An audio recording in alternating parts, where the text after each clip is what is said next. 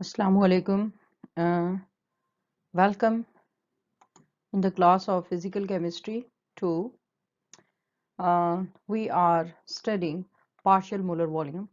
In the previous lecture, we have studied in detail what is partial molar volume.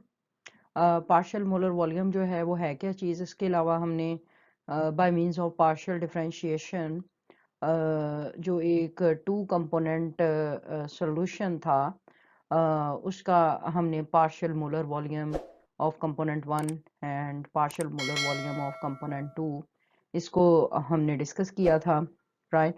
तो हम उसी equation से शुरू करेंगे जो कि हमने पिछले लेक्चर के एंड पर छोड़ी थी, विच इज़ दिस वन, यानी partial differentiation of volume of the solution at constant temperature and pressure.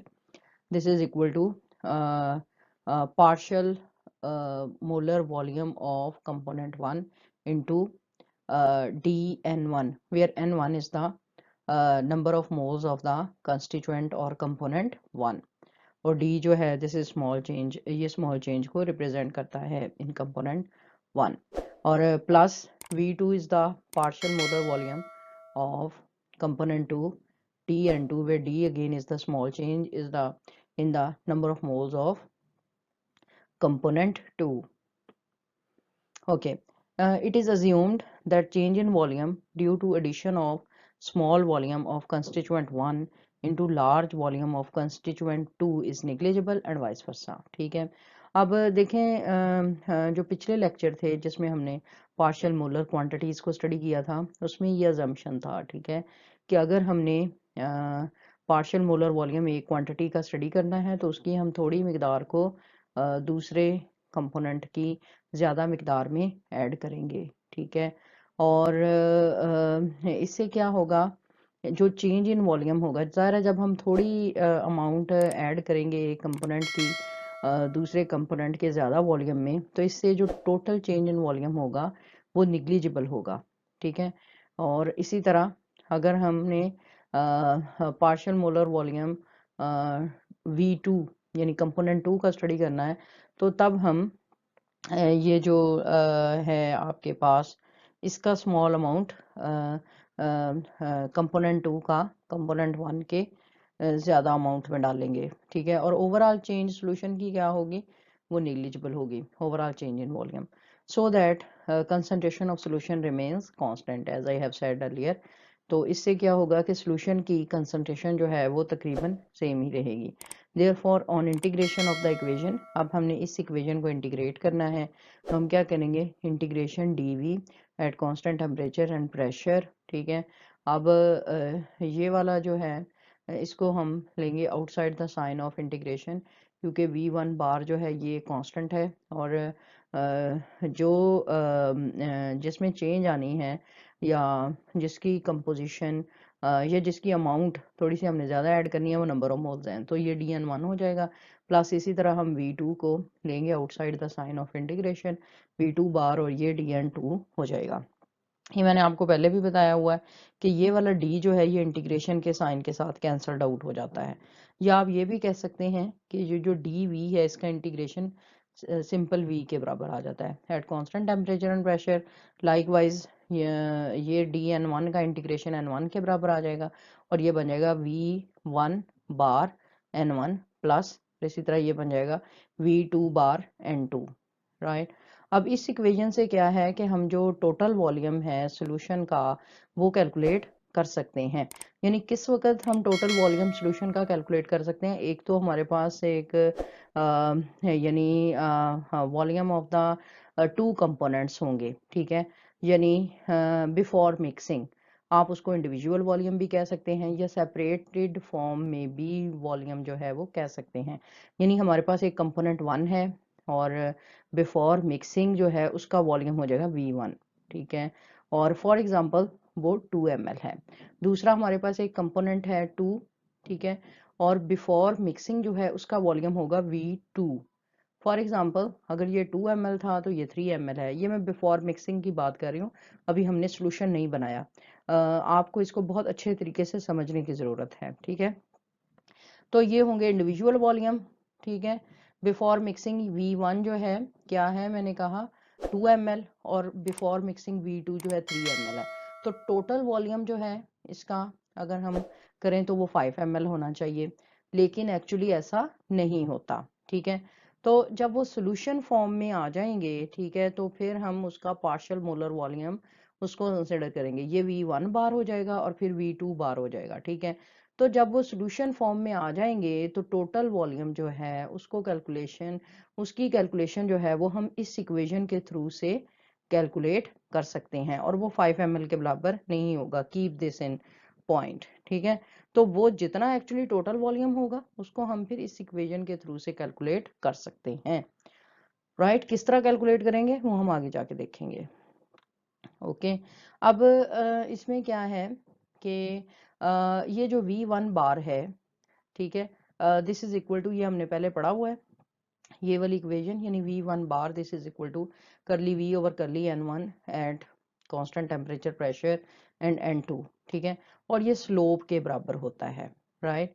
यानी V1 बार जो है, अगर हमने V1 बार की वैल्यू मालूम करनी है तो हम अगर स्लोप डिटरमिन कर लें, जो आगे हम देखेंगे एक ग्राफ आएगा, ठीक है, और उस ग्राफ में से अगर हम स्लोप की वैल्यू डिटरमिन कर लें तो हमें partial molar volume of the component 1 वो अचीव हो सकता है। इसी तरह आप partial molar volume of the component 2 जो है वो भी स्लोप से डिटरमिन कर सकते हैं, जिस इस केस में क्या होगा, V2 bar this is V2 bar this is equal to curly V over curly N2, ठीक है, at constant temperature pressure and N1 यहाँ पे आ जाएगा, right. Let's see, so we have this graph, ठीक है। इसमें हमने क्या किया है कि total volume at constant temperature and pressure इसको हमने N1 के अगेंस्ट प्लॉट किया है, यानी number of moles of component 1। तो उससे हमें ये इस तरह का ग्राफ एक मिलता है, कर्व्ड ग्राफ, ठीक है। और यहाँ से क्या है कि ये स्लोप है, राइट। ये हम स्लोप ड्रॉ करते हैं और इस साइड से हमें जो स्मॉल वॉल्यूम है वो लेंगे, और यहाँ से ये small change in number of moles, ठीक है। और स्लोप आपको पता है क्या होता है, dv ओवर एन dn1, जो कि पिछली इक्वेशन पे क्या था, करली v ओवर करली n1। तो यहाँ से क्या है कि स्लोप से हम वो जो हमारे पास V1 बार है, ठीक है, यानी total volume oh sorry partial molar volume of component 1 वो हम कैलकुलेट कर सकते हैं, as I have said in the previous slide.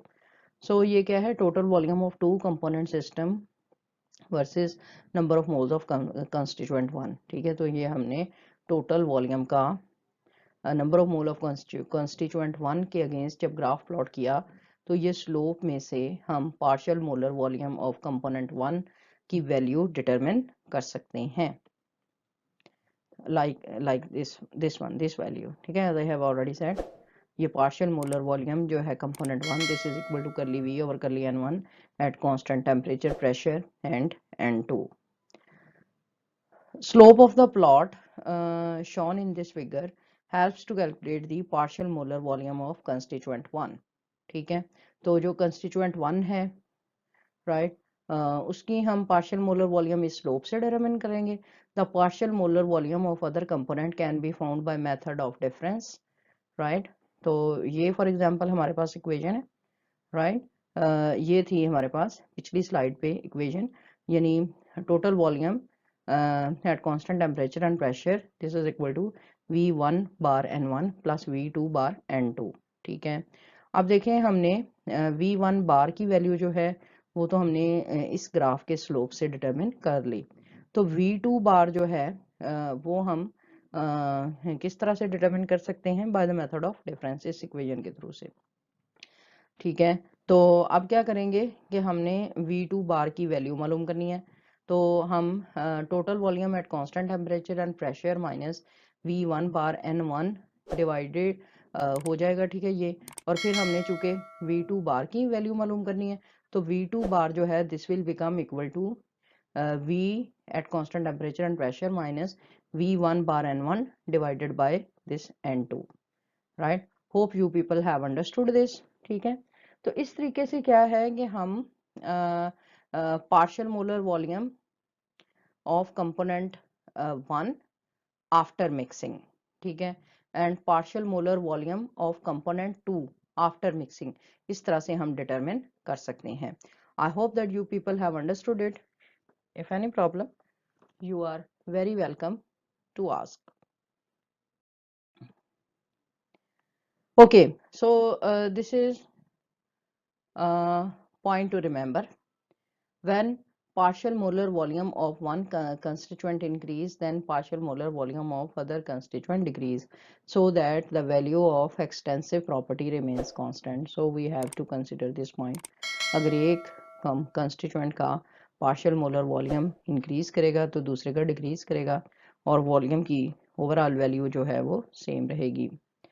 Okay, the partial molar volume of ith species in an ideal solution will be equal to its molar volume in the pure state, ठीक है।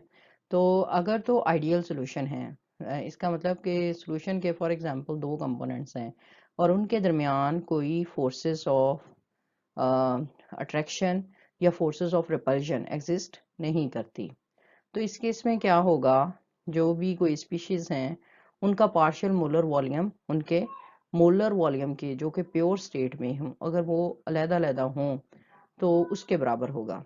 जबकि non ideal solutions में क्या होता है, the partial molar volume is the molar volume actually occupied by the substance in a solution of non composition, ठीक है। जबकि नॉन आइडियल सॉल्यूशन में क्या होता है कि यानी एक्चुअली कोई कंपोनेंट सॉल्यूशन का जितना वॉल्यूम ऑक्युपाई करेगा प्रैक्टिकली वो उसके बराबर होगा, ठीक है। For example at 50% solution of ethanol at 25 degree centigrade the partial molar volumes are found to be। अच्छा अब देखें ये 50% सोल्यूशन ऑफ एथनॉल है, यानी आ 50 ये एट नहीं है, ये आ है एक 50% solution of ethanol at 25 degree centigrade the partial molar volumes are found to be, यानी हमारे पास 50% सोल्यूशन एथनॉल का है 25 डिग्री सेंटीग्रेड पे, ठीक है। तो अब ये वाला नॉन आइडियल सोल्यूशन है, यानी हमने 50% इसमें एथनॉल लेंगे इस सोल्यूशन में और 50% जो है ये वाटर होगा, ठीक है। तो उस केस में एक्सपेरिमेंटली ये देखा गया है कि जो पार्शियल मोलर वॉल्यूम्स हैं, ठीक है, these are equal to volume, this is equal to volume of ethanol 56.76 cm³ पर मोल, ठीक है। जबकि जो पार्शियल मोलर वॉल्यूम वाटर का है वो 17.37 cm³ पर मोल है, ठीक है। तो the corresponding values for the pure components are, जबकि अगर वो इंडिविजुअल प्रेजेंट है, ठीक है, तो जो मतलब असल वॉल्यूम है एथनॉल का अगर वो इंडिविजुअल है तो ये है 58.65 cm³ पर मोल, और जो वाटर का वॉल्यूम है वो है 18.07 cm³ पर मोल, ठीक है। अब ये वाले वॉल्यूम जो है ये हम किस तरह से कैलकुलेट करते हैं, ठीक है, चूंकि ये दोनों लिक्विड्स हैं तो इस केस में जो डेंसिटी है वो मेजरमेंट्स आ जाएंगे ना, यानी अगर हमने ये वैसे अगली स्लाइड पे मैंने वो डाला हुआ है ना इसमें एथनॉल की मास और डेंसिटी के लिहाज से, ठीक है। तो यानी हम यहाँ पर ये कहेंगे कि जो एथनॉल है अगर वो इंडिविजुअली हमारे पास फॉर एग्जांपल एक बॉटल में प्रेजेंट है तो उसका जो वॉल्यूम है वो 1 मोल का volume this will be 58.65 cm³ पर मोल, और वॉल्यूम के लिए यानी अगर हमने वॉल्यूम कैलकुलेट करना है वो बराबर होता है मास इनटू डेंसिटी के। तो हम क्या करेंगे, एथनॉल के मास को यानी इसका जितना भी मोलर मास बनता है, यानी कार्बन के 2 हैं 12 + 12 और हाइड्रोजन 5 है 12 + 12 + 5 प्लस ऑक्सीजन 18 प्लस 1, ठीक है। वो जितना भी बनता है इसका मास, इसको हम इसकी डेंसिटी पे डिवाइड करेंगे। वो अगले पेज पे मैंने फिगर्स दी हुई हैं। तो ये हमारे पास इसका वॉल्यूम आ जाएगा एथनॉल 1 मोल का सेंटीमीटर क्यूब में, ठीक है। इसका वॉल्यूम ऑफ वाटर, ठीक, 1 मोल का सेंटीमीटर क्यूब में। अब एक्चुअली वॉल्यूम ऑफ वाटर के केस में क्या होगा, ये भी मास डिवाइडेड बाय डेंसिटी होगी, लेकिन वाटर की डेंसिटी चूंकि 1 के बराबर होती है, इसलिए वाटर का जो मास है वही इसका वॉल्यूम होगा, ठीक है। तो वो हो जाएगा 18.07 cm क्यूब पर मोल। तो ये वाला दोनों कंपोनेंट्स का ये वॉल्यूम है बिफोर मिक्सिंग, ठीक है। यानी एथनॉल का है 58.65 cm क्यूब पर मोल और वाटर का है 18.07 cm क्यूब पर मोल। और इन अब हमने क्या किया कि इनको 50-50% जो है, यानी अगर हमने फॉर एग्जांपल 100 ml सोल्यूशन है, तो ये वाला भी आधा लिया है 50 ml फॉर एग्जांपल, और ये भी 50 ml या cm क्यूब। तो अब बजाय इसके कि हमारे पास ये वाले वॉल्यूम्स आए, यानी 58.65 cm क्यूब पर मोल या 18.07 cm क्यूब पर मोल, एक्सपेरिमेंटली ये देखा गया है कि जब हम इन दोनों सॉल्यूशंस को मिक्स करते हैं, ठीक है, तो जो पार्शियल मोलर वॉल्यूम, जो एक्चुअली वॉल्यूम इथाइल अल्कोहल जो है ऑक्यूपाई करता है सॉल्यूशन के अंदर, बजाय इसके कि वो 58.65 cm क्यूब पर मोल हो, वो कम हो जाता है 56.76 cm क्यूब पर मोल। और वाटर जो है उसका वॉल्यूम भी कम होके रह जाता है 17.37 cm क्यूब पर मोल, ठीक है। राइट, तो इसका मतलब ये हुआ कि सॉल्यूशन का जो ओवरऑल वॉल्यूम है वो कम हो जाएगा। और ये हमने पिछले लेक्चर में पढ़ा था कि अगर सॉल्यूशन का ओवरऑल वॉल्यूम कम हो जाए, तो इसका मतलब ये हुआ कि दोनों कंपोनेंट्स के दरमियान जो इंटरमोलिकुलर अट्रैक्टिव फोर्सेस हैं वो ज़्यादा हैं बनिस्बत intramolecular attractive forces between the molecule in the individual components, right? Hope you people have understood it. We will have its further explanation on the next page. Let's see.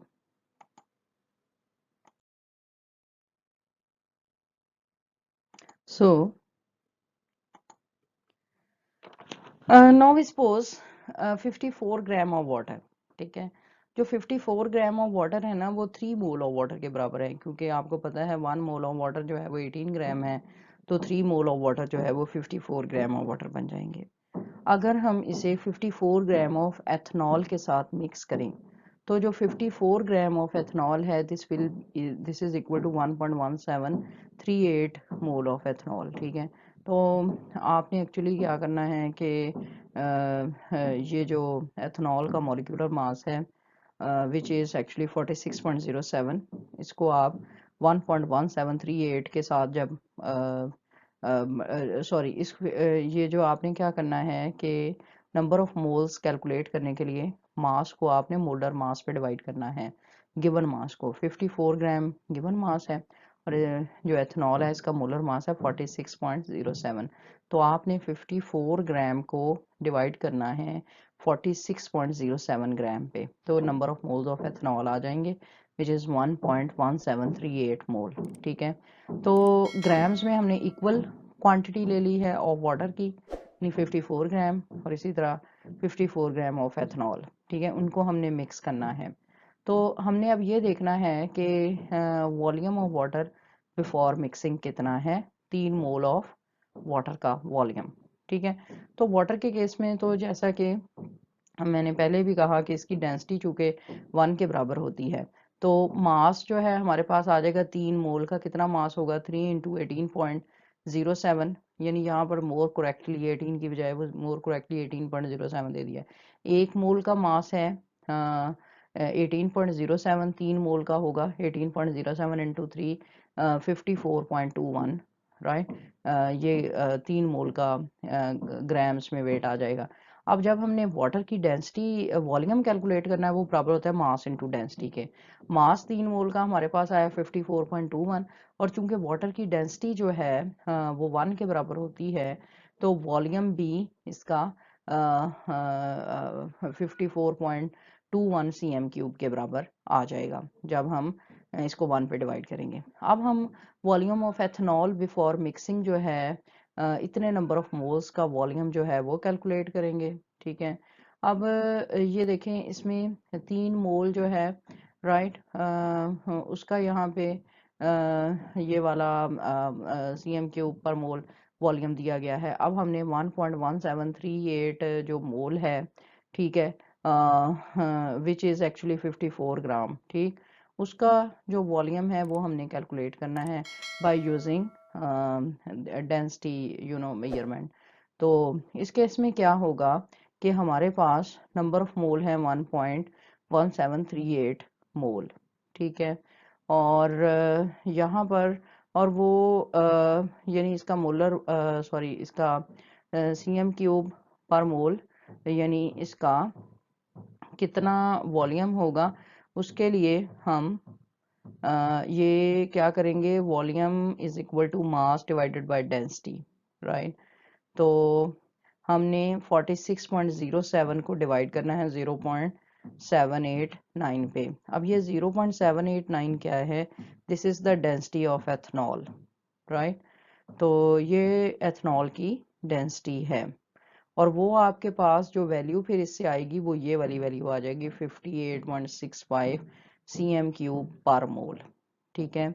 तो water के 3 मोल जो है वो इतना वॉल्यूम ऑक्यूपाई करते हैं, ये calculated है बिफोर मिक्सिंग 54.21 cm क्यूब, और जो एथनॉल के इतने नंबर ऑफ मोल्स हैं, नंबर ऑफ ग्राम्स देखें दोनों के इक्वल हैं but number of moles different है।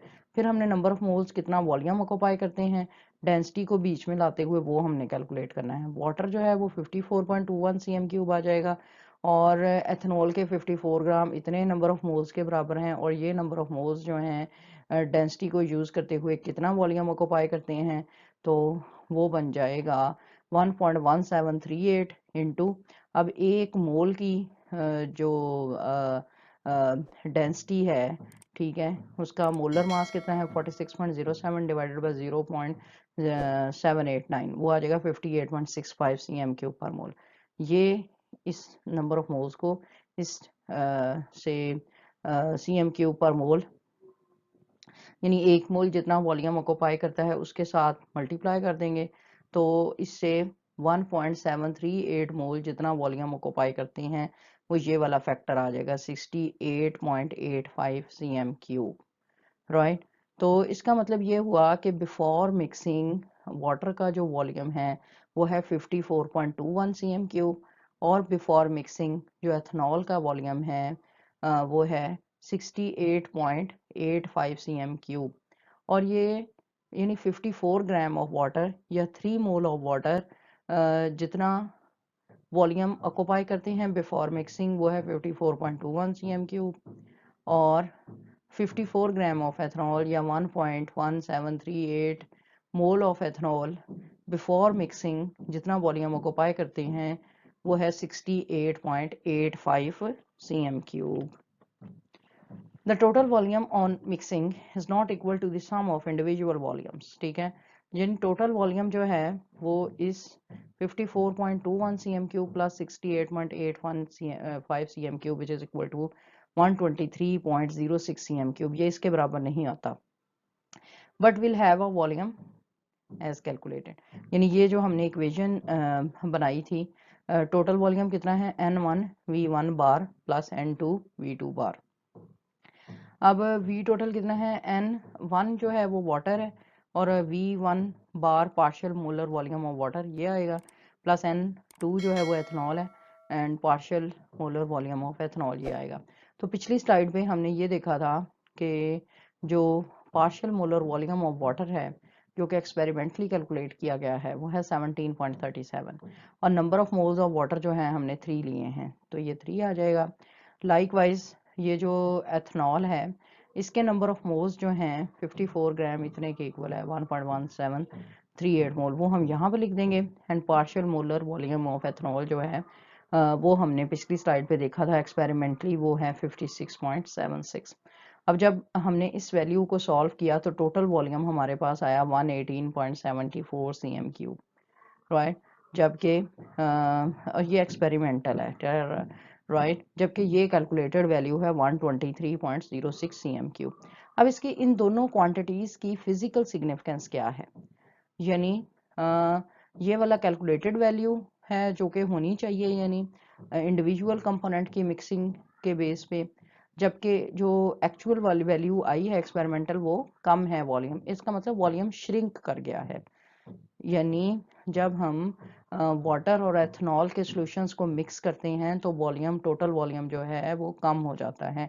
इसका मतलब यही है कि जो वाटर और एथनॉल के मॉलिक्यूल्स के दरमियान जो अट्रैक्टिव फोर्सेस हैं वो ज़्यादा हैं बनिस्बत इटसेल्फ वाटर के मॉलिक्यूल्स के दरमियान या इटसेल्फ एथनॉल के मॉलिक्यूल्स के दरमियान। तो इस वजह से ये जो टोटल वॉल्यूम है इसकी वैल्यू कम आई है। So this was very interesting lecture. I hope that you people have learned it. If any problem, very welcome to ask. Allah Hafiz.